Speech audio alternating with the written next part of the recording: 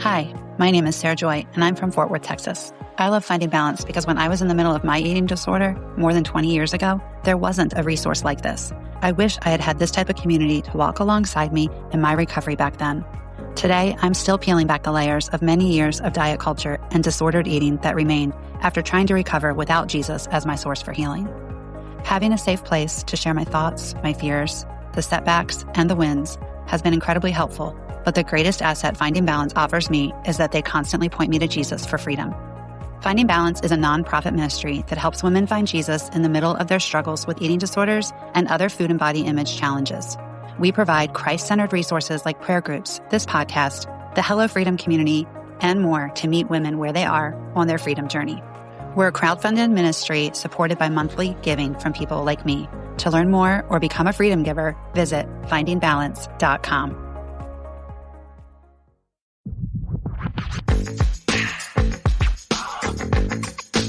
Hey friends, it is Chrissy Kirkman. Welcome back to the Old School Food Freedom Podcast, where we are about to kick it as old school as it gets with how God created us to live. And that is free from dieting, free from food rules, free from shame of any kind, free to be who He created us to be. And today I have my sweet friend, Amanda Sloan from Odyssey Behavioral Health, and you might have heard of Selah House.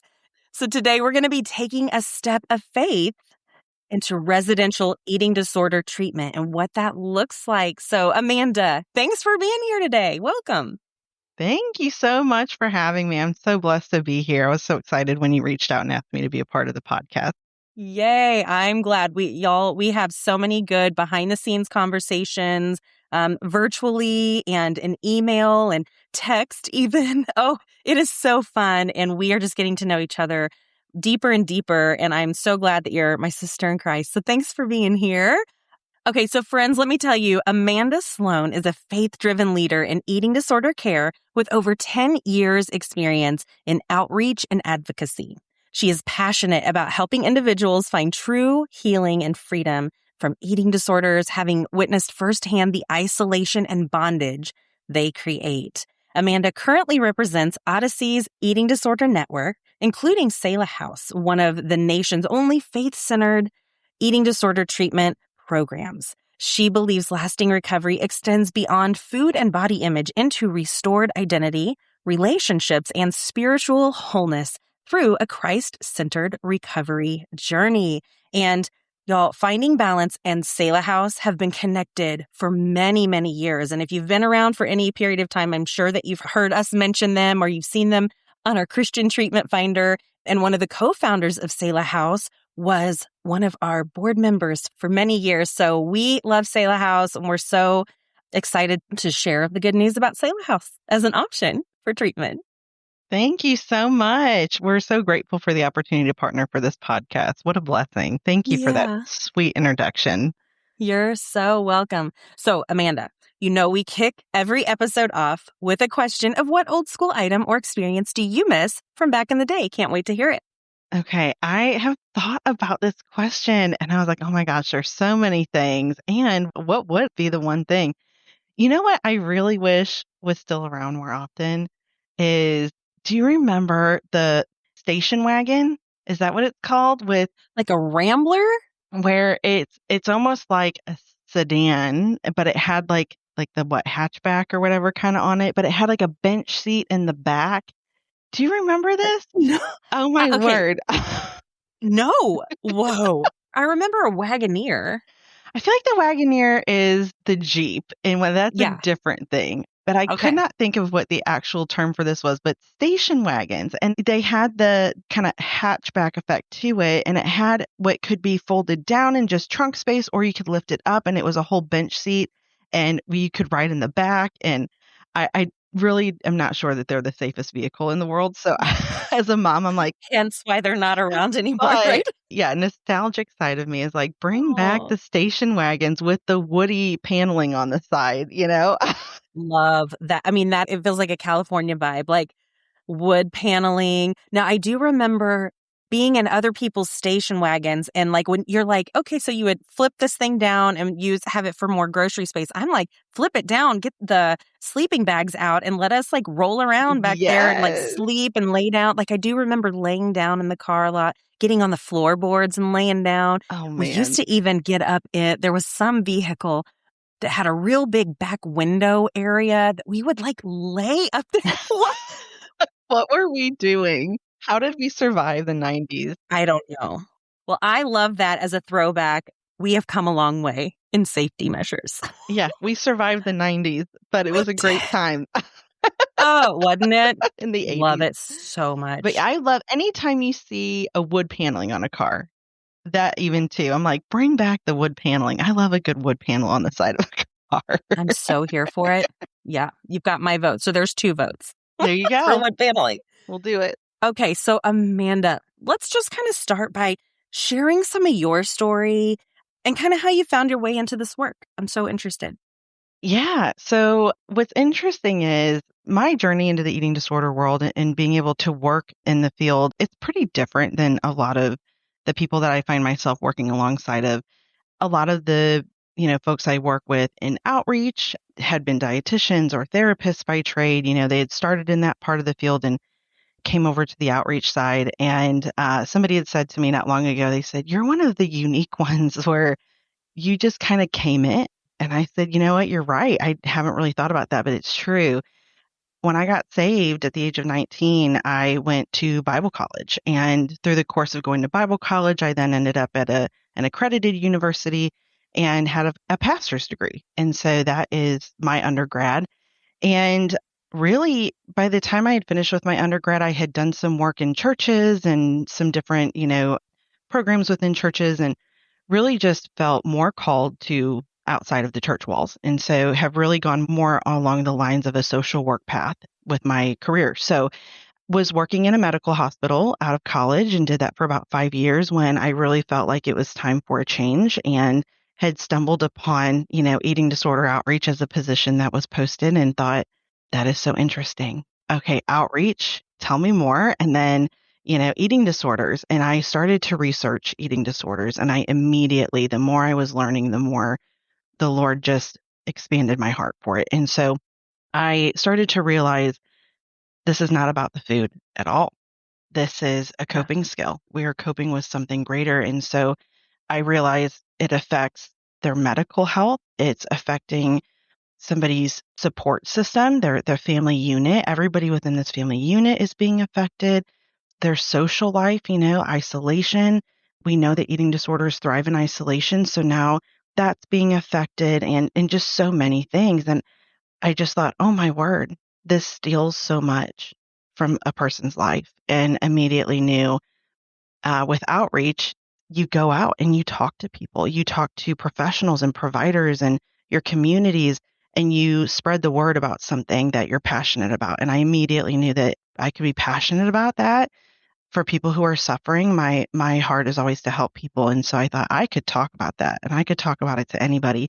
And so the Lord hand delivered something that was just something he knew that I could do that I never knew, which answered the question of, Lord, why don't you ever show me where the next step is? I always felt like I was asking the Lord, where are we going? What are we doing? And I always felt like, you never tell me, but it's because he knew what the path was. And if I knew, I would have tried to force that to happen and we didn't need to, right? Like he just ordains the steps. So I found my way into eating disorder treatment through a job posting and never fought so hard for a job in my life. And I told him that I said, choose me. I will work harder than anybody else that's applying for this job. I want this more than anybody else wants it. So I've been in the eating disorder field for 10 years now, doing just that. I've been doing eating disorder outreach for 10 years.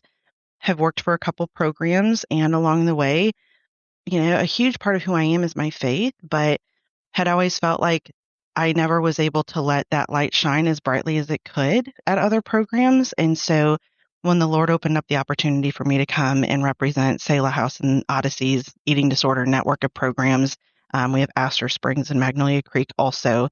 It was divinely appointed. There's a whole testimony as to how I got to Odyssey as well, but it's been an incredible opportunity because now I get to share my faith in ways that I've never been able to share it before doing this work. So I am incredibly grateful for the journey that the Lord's taken me on and for the opportunity to be here representing Selah House now. So good. I'm cheering you on so big.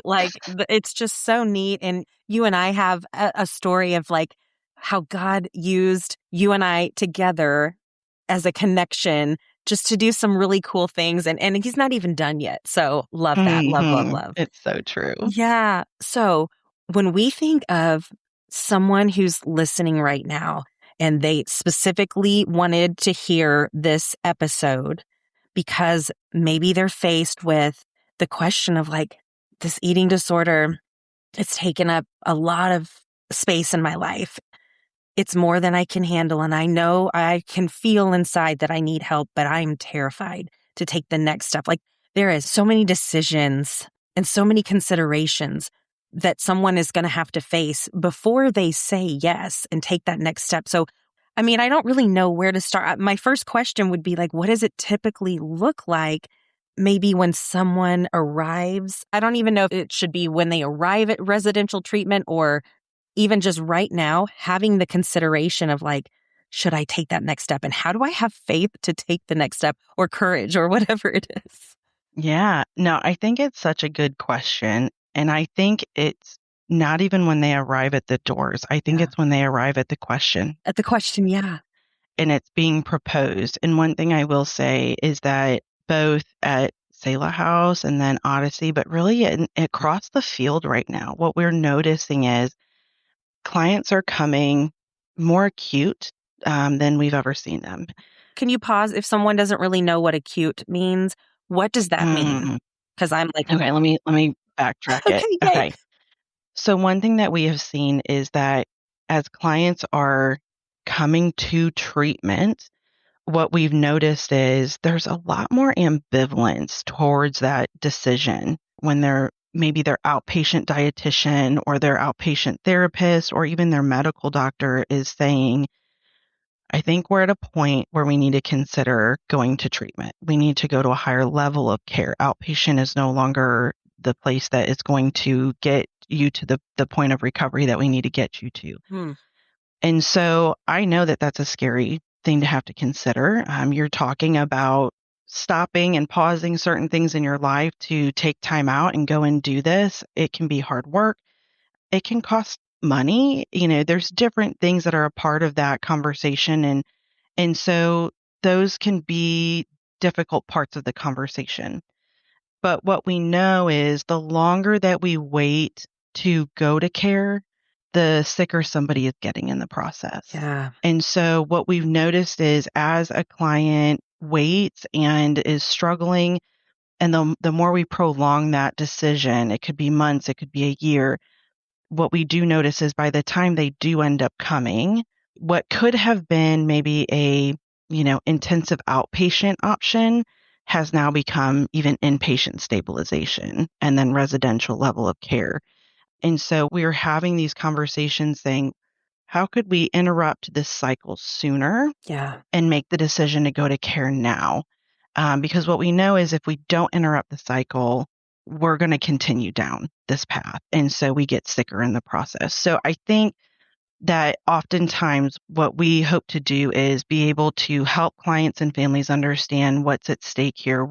Where are we in the process right now? What is your body communicating to us and telling us? And how does residential treatment help break that cycle and stabilize our minds, our bodies, and get us back into a place where our body is healing and restoring, and then can continue on with the therapeutic process of rewiring the brain for recovery and healing and wholeness. So I think I kind of answered your question, but where might that leave our question? What might I not have answered in that process? So, no, I think this is great. Amanda, can you describe to us what are the different levels of care? What does each level of care look like? Yeah, it's such a good question because I know there's times where people will say, well, my provider referred me to residential treatment and I don't want to go to a psych ward. I'm like, whoa, it's not. Let's conceptualize this for you and kind of put it in the setting that it actually lives in. So for residential level of care. And then we also have the other levels that kind of come thereafter. So it would be partial hospitalization, which we also call PHP. And then there's intensive outpatient, which we call IOP. We offer all of those levels of care within the Odyssey Eating Disorder Network. We also offer a higher level than residential at Selah House called inpatient. And really, our clients who are in residential treatment with us, if they're needing more medical than just what we would normally do within the residential level for that client, what it really just means is they're getting more medical observation. If a client were to need more than what they're able to eat orally, we may be able to do something called an NG tube that would help with more intake to help get the body back on track. So inpatient, and then there's residential, and then PHP and IOP. So what are they? What does it even mean? So residential treatment, I always try to help people understand, if you were to conceptualize what these levels of care, are accomplishing, residential treatment really is helping a client whose body is in maybe a starvation mode, if it was maybe a restrictive and a purging kind of eating disorder behavior, and their body has started to suffer because of the eating disorder, it would call for residential treatment. And so at that point, we're stabilizing the eating disorder. So both within the body and in the brain. So we're getting the brain back online. We're getting it firing on all cylinders. We're getting the body back online and jump starting some of those, parts of our system that are being affected. And so food is medicine, right? Yes. So the goal of residential treatment is that as we put nourishment into the body, God designed our bodies intelligently. And so it knows what to do with that nourishment. He created it that way. And so this food is now medicine, and it is restoring the body. It is restoring the brain. And so that's what residential treatment is. And so by the time a client leaves residential treatment, they may come in and they may not be even plating their own food.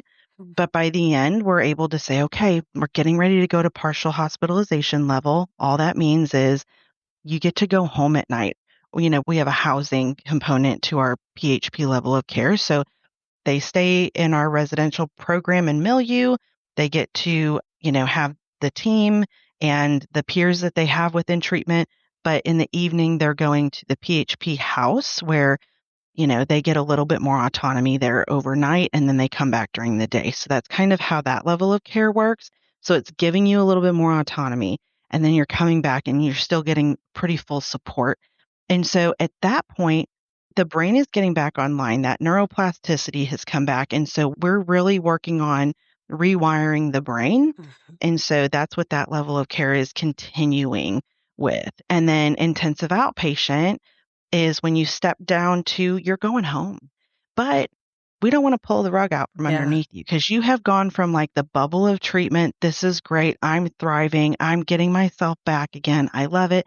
I go home, but I'm back home, and that brings stuff up. So what we're doing is each level of care is going to slowly fold things back into your life while still giving you a proper support throughout that whole process. So you're still getting support as you go home until we finally go, you got it. You're doing it. You get to just go back to your outpatient therapist, your outpatient dietitian, make sure you keep up with your medical doctor, and you're in a good spot and you can continue that recovery journey. And we have alumni services they can be a part of to help have that kind of level of support. And we'll recommend places like FINDINGbalance. So they still have these various kind of communities of support available to them. But that's how I like to kind of try to describe the spectrum of care and what we're accomplishing at those levels, if that helps. It does. And as you described it, kind of painted a picture for us of what it looked like at each level. I felt so much grace, and I don't want to say just support because it goes deeper than that, but I felt a lot of grace and gentleness and, a different kind of level of support that we're not just being thrown out there. Like if this is a path that we feel like, Jesus is saying this is the next step for you, I feel like you and your team, someone is there to hold out their hand and say, here, take my hand and let's do this together. I don't know. I felt Jesus in that. It's so sweet. I love hearing you say that too. I know, Chrissy, you and I have talked over the last, couple years, and you've gotten to know some of the different things that we've been layering into Selah House to continue to build in that faith component more and more all the time. And so part of that, we've always had a chaplain, and she's wonderful, but she had stepped down. It was time for her to retire, and we miss her dearly. What was interesting, though, was that the Lord was slowly elevating somebody in front of us, and it was Emily Otten. And so she is a youth pastor with her husband, and she is a therapist by trade. So she's been with Selah House and specializes in eating disorders and is a therapist. And the Lord just teed it up. And it was like, clearly, this is the next step. And so Emily has come on board. And what we've done is we've elevated the chaplain position.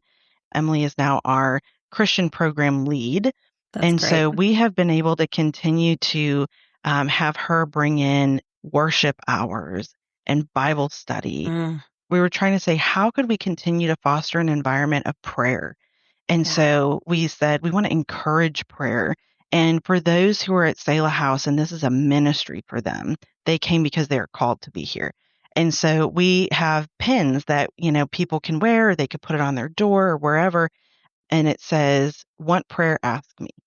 And so we have nurses that wear those pins, and we have our therapists and dietitians and what we call RCSs, recovery care specialists, but they're with our clients 24/7.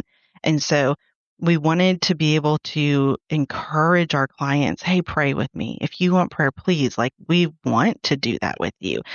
And so, I think we continue to want clients to feel that grace and to feel the support and to feel Jesus through it all. And so how can we continue to bring Jesus into this, So that's something that we're constantly looking at Selah House. So good. I mean, it's just I just want to get pom-poms and cheer over here because it's so that's what a lot of people are crying out for in their secret prayer time with the Lord. Help me find you in the middle of this struggle and help me trust. Trusting God in the process and trusting His process is super hard, yet super necessary. And there are all these decisions that have to be made, and it's not all on us. We have to say yes, and we have to release and surrender and unclench our fists to let Him do and lead where He knows is best. Mm-hmm. I think you and I had talked about this before where we talked about Jesus in the garden. Yeah. And how, I've even had moments where our family was walking through a really difficult time, and the Lord had used Jesus in the garden to really help me understand when we're walking through hard times and why sometimes that's necessary, right? And so it makes me think of our clients who and their families. I've talked to moms who are going, I feel like I'm in this impossible position. I know that what my daughter needs is treatment. I'm scared for her life. Yeah. Also, I don't want to force her to do something she doesn't want to do. And I'm a mom of four, so I get that. And I really try to put myself in their shoes and really know that that would be one of the most difficult positions to be in. Mm-hmm. And so what the Lord ended up showing me with Jesus in the garden was, he's in agonizing pain, both mentally and we know even physically at that point. The agony was affecting him in such big ways. And he goes to the garden and he says, Lord, if you would let this cup pass from my hands, that would be amazing. And even if not, nevertheless, your will be done. Right? If you could just heal my daughter and take this cup away from us, please. And you could do that. And sometimes you do. And sometimes those are the testimonies that we hear. Yeah. And sometimes the Lord says, I need you to go through this process. Right. It's going to stretch you. It's going to refine you. And so we say, nevertheless, your will be done. And so maybe that's residential treatment. That is full surrender. Yeah. Yeah. And what happened after the garden? Jesus, he went through the worst thing any human could ever have gone through. But after that, the world's biggest breakthrough happened. And how beautiful. How grateful are we that he walked through the process and surrendered to the Lord, because the Lord did have a bigger plan and a bigger purpose for all humans and for all of eternity. But even for us in our own lives, we don't know what's on the other side. And we may not know what that breakthrough looks like. But what we do know is that if we do surrender and we go through the path of treatment and we can get to the other side and we can get, we have so many times moms call us and say, this isn't even my daughter. Her personality is gone. She used to be so social and she had such a great friend group and she thrived. And now this eating disorder, they thrive in isolation and she doesn't even have her friends anymore. Just all of the things, the way that these affect our lives and steal from us, the way the enemy steals from us in this process. But what could it look like if we surrendered to the Lord and walked through the path and walked through the recovery journey? We have so many examples of it in our alumni program, and moms who then reach back out to us and send us like Eating Disorder Awareness Week. We will get pictures of alumni or their daughters who've been through the programs, and they'll say, she was told she would never have kids. Here she is at her baby shower. That's beautiful. Or they've reached recovery and they're now teaching on eating disorders to their universities, during Eating Disorders Awareness Week, and they're using their recovery and their testimony to spread awareness. We see that the Lord can use these things, and whether it's to spread awareness or whether it's because He has a greater purpose in some other area, either way, we know that breakthrough can happen. We know recovery is possible from eating disorders. And so that's why we do the work that we do. And that's why we provide the encouragement that we provide, and why I believe fully in Selah House. And will continue to love to see Selah House grow and become more accessible to more people. Sorry if I got off on a tangent. Oh, no. I mean, what a tangent to get off on, because there's somebody right now who feels different after hearing that. And I don't know if it's a mom. I don't know if it's a daughter. I don't know if it's a sister. But that was powerful. Thank you. If you've been wondering if your struggles with food are normal, or if you need help, but you're just not sure where to start, we have created a brand new free eating issues check-in just for you. So this is a confidential tool that helps you understand your relationship with food and eating. And when you're done, you'll get instant, personalized results showing where you are now and what kind of support might help you. Plus, we're going to connect you with Christ-centered resources matched to your specific needs. So this just takes about 10 minutes, and it could be the brave first step toward the freedom you're seeking. So if you are ready to find out where you stand, take the Eating Issues Check-In at FINDINGbalance.com. Okay, so Amanda, let's talk about another biblical parallel that when you brought this up, it was like shocking to me. Like, how did I not see this? But the light bulb came on, and I really want others to hear this. We've all talked about Job, and we've read about Job, and we felt like Job sometimes, but Job as a parallel of how his suffering reflects what clients walk through. Take us there, because it is so good. I just remember reading through Job and going, oh, my goodness, these are the families I serve. These are the individuals that I serve. And then I remember going and talking to some of my Selah House people and talking to you and different people and going, y'all, has anybody ever talked about Job? It was so apparent to me that I was certain that there was like already a devotional that had been written about it. So, but everybody always goes, no, tell me about it. And I said, okay, this is amazing to me. Yes. So when you're reading through Job, we see trauma, right? And suffering thereafter and like a coping that's happening. We see friends and loved ones who come and are trying to console and provide support and trying to get him past the hump of it. Yeah. And we see isolation kind of happening throughout it.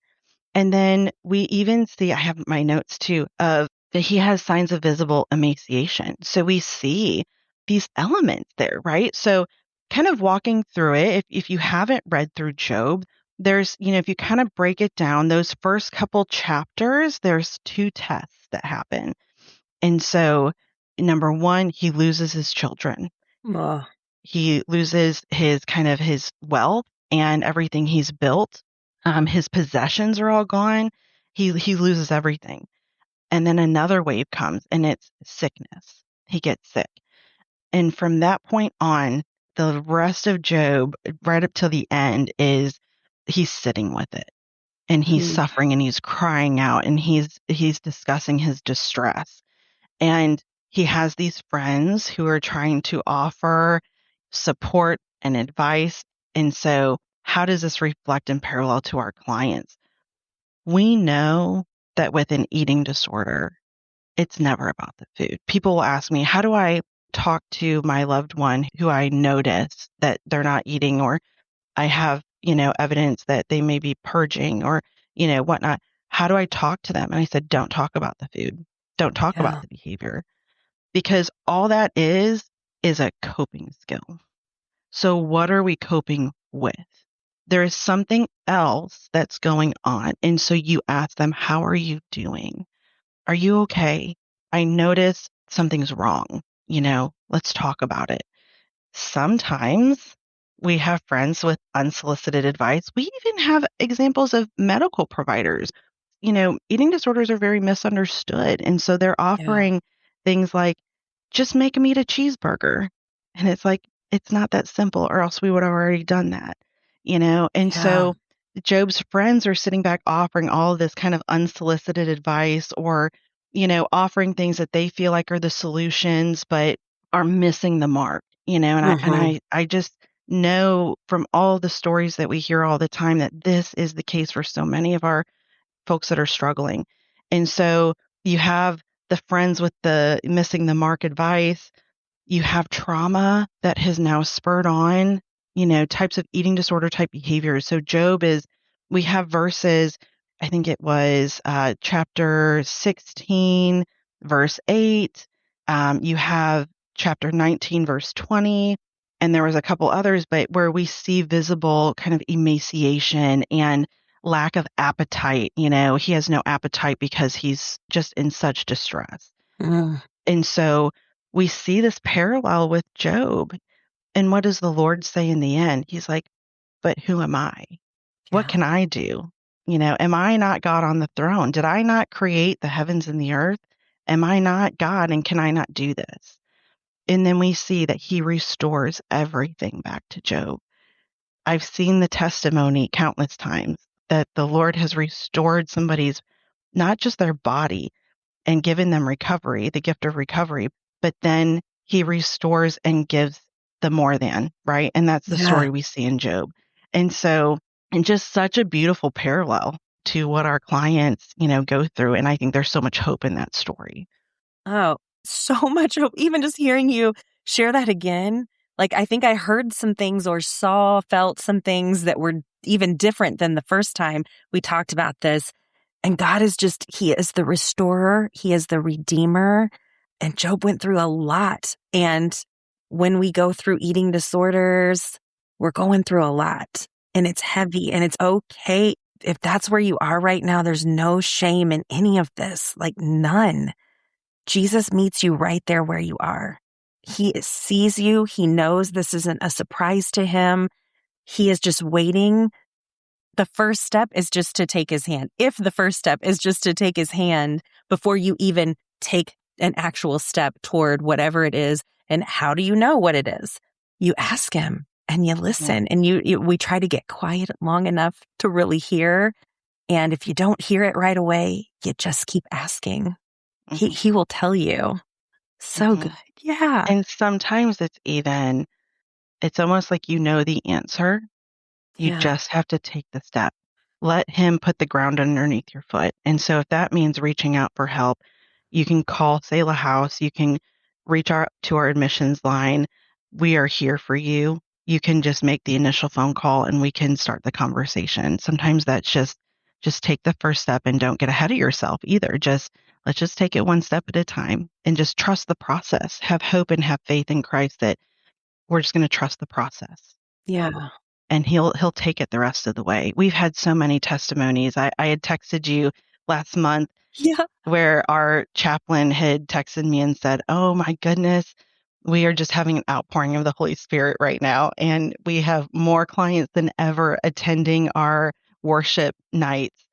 And then after the worship nights, the strides we're seeing in their recovery process are enormous, And we've had this past year, we had so many people ask about getting baptized that we actually had to get a baptismal, like one that we could blow up and put in the front yard and take back down for whenever we So needed it. good. It just really cool things. But the Lord meets you in treatment. He does, and He will. I know that worship has been woven throughout Selah House. That's something that has really stood out to me. We talked about this, that worship is our weapon, that it's a battleground, and our battle isn't against flesh and blood, right? Yes, absolutely. I just talked about this verse with somebody this morning, but 2 Chronicles 16:9, it says, "For the eyes of the Lord look to and fro throughout the earth, so that He can show His strength to those who trust Him with all their heart." And depending on the translation, it may read a little differently, but how encouraging is it that the Lord, He's looking for you. He's saying, I so want to show up in strength that I'm waiting for the opportunity to do it. And if you fully trust me and you fully give me your heart, I can do something with that. Like, I want to show up in strength for you. And you may feel weak, you may feel incapable, but worship is our weapon. Yeah. And God is with us always. And so we don't have to worry about what this process looks like and what the next step looks like, because if all we do is just take the step, He meets us in it and He's already at work. And there's so much hope and encouragement in that. And we see it happening every day for folks at Selah House. So just such an incredible encouragement. And there's just so much hope in Scripture. Yes. And in Christ. And I was thinking, like, I had this picture as you were talking about, like, the Lord is not going to force us. He is waiting. He is ready. It is up to us to say yes or peace out. I'm out of here. I'm not doing this, because I said that many times for years until I finally fully surrendered. And He's not going to grab my arms and put them behind my back and wrap me in a straitjacket and say, I'm going to throw you in this padded room until that's the enemy. That is devil stuff. Like, that's not Jesus. He's got so much grace and so much patience and such a gentleman that He's going to wait until we say yes and say, I want to take that. And I'm trying to trust you. The trust, the faith I have is as tiny as a mustard seed, but I've got that much faith that you can walk with me through this. So how does Selah House intentionally invite clients into relationship with the Lord like that, the Lord that we serve? Oh, my word. Yes. I love what Emily is doing at Selah House right now. And we have nurses who love the Lord, and we have therapists and dietitians. And so they all get to play a part in this with Emily. But so we, of course, our clients have the invitation of being able to attend a church service virtually on Sunday mornings if they'd like. If that's like their home church and they can stream it live, that's awesome. If they're at a point where they're able to partake in an in-person, opportunity for church, we are able to take them to church on Sunday mornings. And we have different churches in the area that we partner with of different denominations to be able to take our clients there. And then we have chapel services midweek that we will do, and that will look like Bible study. So kind of a lot like what a lot of us experience in our own church time throughout the week is you have your church service on Sundays, you have like maybe a midweek Bible study, time. And so we have that opportunity for our clients with Emily, and we'll fold it into, they're going to target recovery and eating disorder recovery. And what we're currently going through. And so we've got that. And then she does worship hours throughout the week. Love it. And so those were some of the things that, had recently had some really incredible testimonies coming out of it. You're not required to do that worship hour.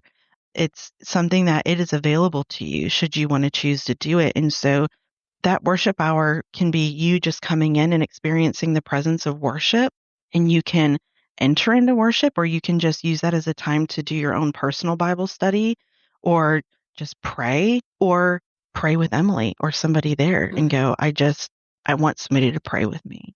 Here's what I'm going through. And they'll just sit and pray with you. So it can be that worship time, that hour is however you need it to meet you in that moment. And then, of course, we do provide devotionals in the morning, breakfast time. We pray at our meals. We like to have worship music playing in our milieus.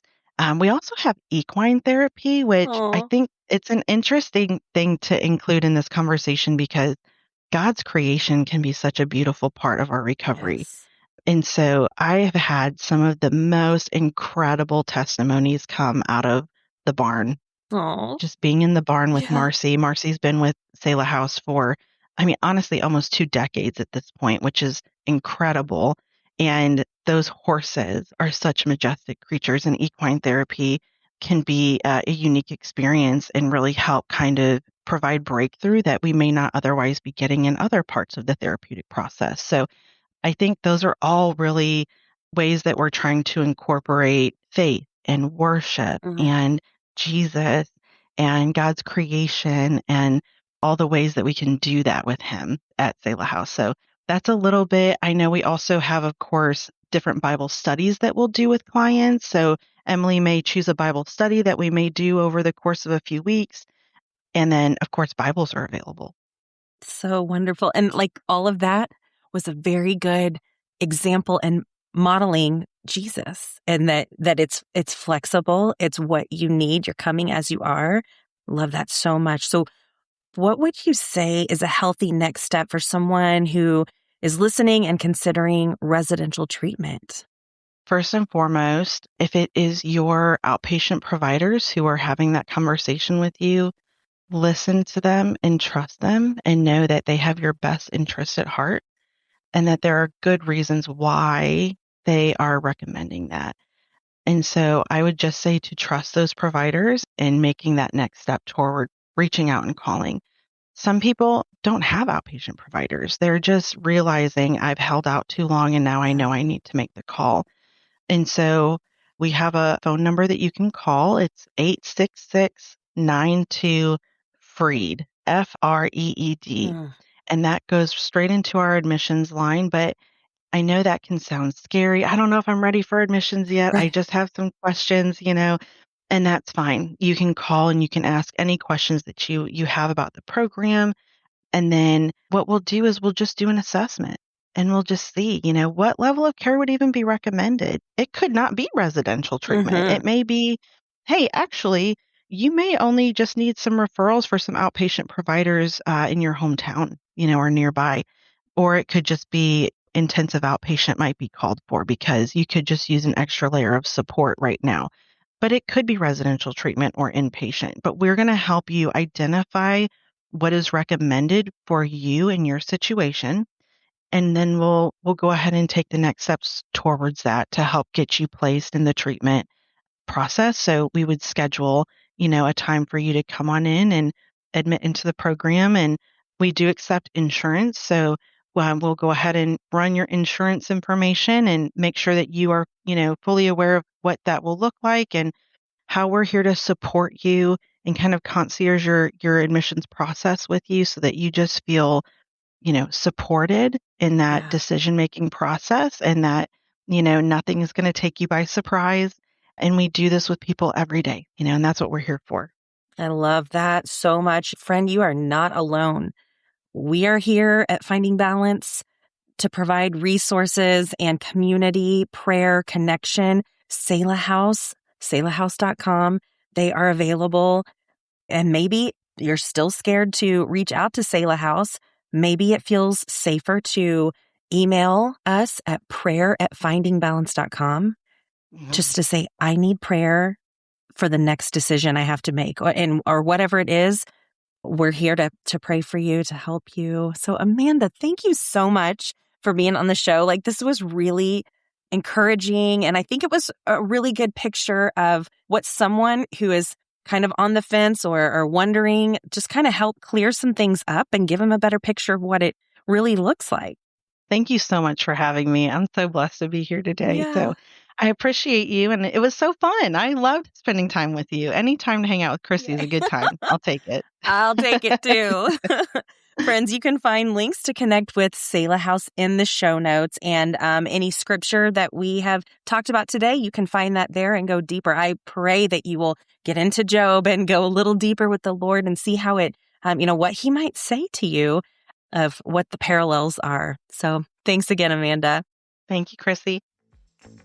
Thank you for listening to the Old School Food Freedom Podcast. For over 20 years, Finding Balance has been helping people walk in freedom by discovering where Jesus fits into their struggles with food and body image. If you want more biblical truth and encouragement, head on over to FINDINGbalance.com and subscribe to our free daily vitamin devotional. While you're there, explore our Christ-centered Lasting Freedom online course and small group tools.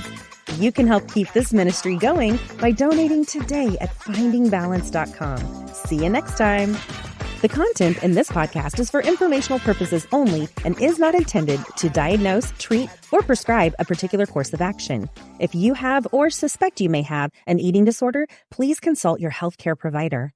If you desire to receive faith-based care, visit ChristianTreatmentFinder.com to browse professionals with a Kingdom campaign against eating disorders.